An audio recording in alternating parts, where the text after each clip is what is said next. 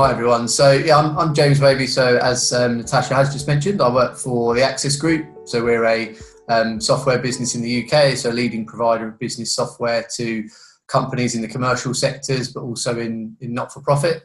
But my role specifically focuses on just how we help businesses become a little bit more effective around the screening and right to work process. Perhaps we can start off with you just giving us a little bit of an overview of any of the sort of new or changed legislations that perhaps employers need to be aware of. It's a good question because it's probably quite hard to keep up with at the moment. So I think everything in the news before was around Brexit. That seems to have been overshadowed now by all the changes that have now come because of the pandemic. So a lot of what the Home Office and DBS have put in place are more temporary changes to help businesses to adhere to their guidelines a little bit more easier with the current situation that we face. So I'll talk about maybe two or three here. So the right to work process itself and actually getting candidates through that has changed. So from the 30th of March this year, they did amend the process to now state that if you are collecting a document for right to work from a candidate, you can actually do that via email or receive that information via an app now, as opposed to actually physically getting the original copy in your hand. So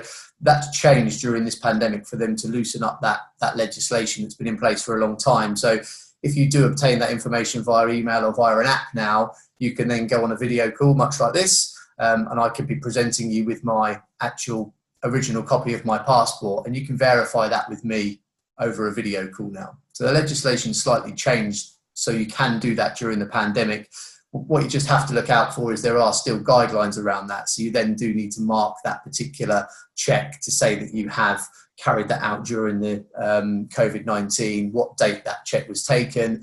And there's a period of 8 weeks after the pandemic finishes that you'll then have to retrospectively check that document to make sure that you've got your statutory excuse and you're following those guidelines. What are some of the very common mistakes that are made? And you talked about some of the fines previously. What are the business implications when those mistakes are made? Yeah, so I think the most obvious one is just people just don't understand what the guidelines are and they're just not adhering to those guidelines. So they might be making shortcuts because they want to put someone in a role quickly and get them on board as quickly as they can. So they're just not understanding who regulates them and what those guidelines are. So therefore they're not following them. So there's a lot of businesses who maybe just aren't as aware as they need to be, who just need to educate themselves on what they need to be doing. There's a number of those businesses as well who then don't really have a documented process as to how they're actually doing this. So when there's a lot of legislation change, if you know what your process is, you can quite easily then adjust it. But if in the first place you don't really have a process document, and there's so many businesses I go to where they'll have a process document for every other process within their business. But if you ask them for an onboarding process or a compliance or right to work process document, it's quite rare I'm presented with a document or some sort of chart to say, well, here's the flow within our business and here's how it works. Whether it's a small business or even larger businesses, if you start talking about a volume of people that you're hiring, or if you're just not used to hiring new people, if you have manual process, there's a lot of room for error. So people make a lot of mistakes purely because they're just trying to get through the process quickly. They might have paperwork in a drawer somewhere where they've collected a scan of something, then 2 or 3 other bits of compliance are on an email, and then there's no central point of them holding that data and managing it on an ongoing basis. So I think people who have very manual processes, it tends to be a lot of mistakes in there. And the implications are really, as I sort of previously explained, there's fines out there. You can be fined up to £20,000 if you don't follow the right to work process. There's implications around bad reputational damage to your company through doing that. But also you want to get this right. There's wider problems within society and that affect the economy. If people have been able to work without the right to work, it has a lot of implications. So the hiring process and the background screening, right to work, everything has had to move to virtual. How have you seen employers and your clients sort of working with that? And has it been an easy shift for them? Have they been able to sort of do it quite well, or have there been a lot of teething problems? Yeah, I think that varies per business. So it's a big step change for some companies to go from very manual processes where they're used to meeting people face to face their candidates and people they're employing are used to being maybe meeting face to face, doing things manually. They might be a bit technology adverse, as I mentioned earlier on. So different companies who embrace change at different speeds and in different ways. So we work with a lot of companies of that nature. Most of the time where we go in to improve process are companies who just have completely manual processes within their business. So we did a recent project with a care business, for example. So they're quite heavily regulated. They're regulated under CQC. They have to vet people with DBS, get references, collect documentation. A lot of that they were just doing manually. So it's quite a big change for them to say, well, we want to improve this process. We want to make it a better candidate experience for people. We want to reduce the time to hire. So we went through a process with them of change, but they really embraced it. They went through a process of completely overhauling their onboarding and put automation in. They got that done within a 4-week period, and were able to make a huge number of changes within their company to help them to give a better candidate experience. They reduced their time to hire by 2 weeks by implementing technology in their company, because they were able to send out branded portal links out to their candidates. So it was still an experience for them as a brand. They could collect references on there, collect documentation, and all of that was just brought back into a central system for them, where they can then validate those checks, make sure they're adhering to their CQC guidelines. One of the predominant questions we get asked, and whether it doesn't matter what the topic is on, is how do you get that stakeholder buy-in?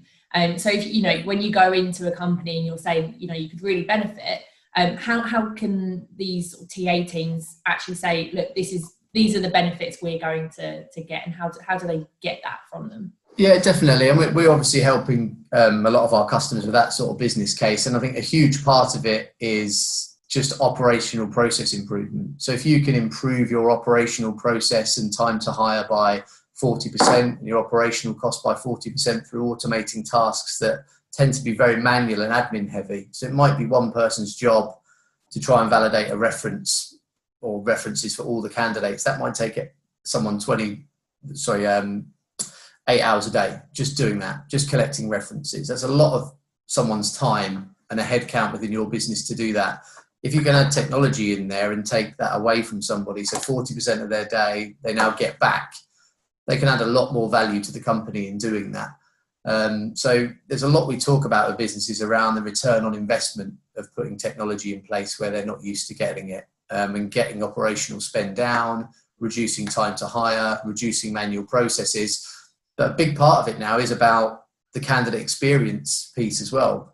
People expect to be engaged in this way. So in any other part of their life, they're logging into something online, they sign up within minutes, they can get something delivered to their house within seconds at the click of a button. They're not tied into certain agreements long term, everything's short term. So people want things quickly, they don't want it to be too difficult. So if you have a long-winded manual process with someone when you're trying to employ them, if they're comparing that to everything else they do in their day-to-day life, they're thinking, well, this business is a bit behind the times, it's a bit long-winded, I don't want to be engaged in that sort of company. A lot of candidates now really want to have the same experience they get in day-to-day life in a hiring process as well. So I think we just really need to educate stakeholders and businesses as to that's what people expect now. Us as a business try to move with that with our technology. So we try to have an integrated set of solutions where everything speaks to each other. The flow of information is very straightforward. So there's a reason to use a technology because it gives you time back to do more important things. So whether you're an employee within a business using our technology or whether it's a candidate, you just want that time to be doing more important things, and you want a very easy and straightforward experience. And that's what people are sort of expecting that now. So when we're creating new technology, and we've recently just relaunched our Right to Work app, the way we launched it was with all of that in mind. So you sign up to the Right to Work app within minutes, you're not tied into a long-term contract, people just pay as they use it, all the training's online, the support is 24/7 online, and as a user in 5 easy steps, you can basically walk someone through a Right to Work application process and determine whether they've got the eligibility to work in the UK immediately. So as a business, we have to keep up with that change, and we've tried to do that within our products, because the demand is there. And if you want candidates to engage in your business, you do need to do it very clearly and concisely, and get that time to hire down. Otherwise, other businesses will be doing that, and you will start losing out on that type of resource, which is normally the best people. Are you seeing any other sort of trends that employees should be aware of that can perhaps keep their eye on as well?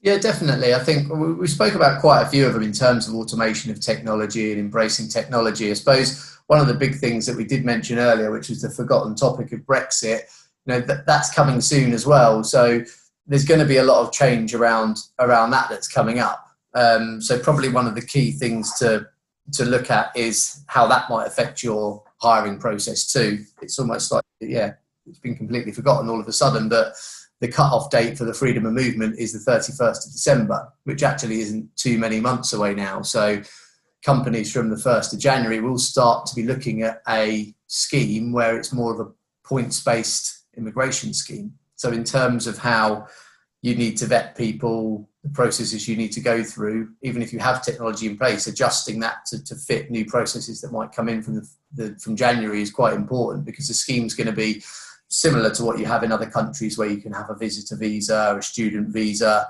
skilled workers who can only come over on a job offer in advance, or global talent schemes where you have scientists and researchers who might be able to come over without an offer. So it's quite important for people to actually maybe start thinking about that again, and those types of processes, and really trying to support their existing workforce. So if you have workers who are within the EEA or within the EU, really trying to get them to look at the EU settlement scheme and signing up to that to make sure they can continue to work going into 2021.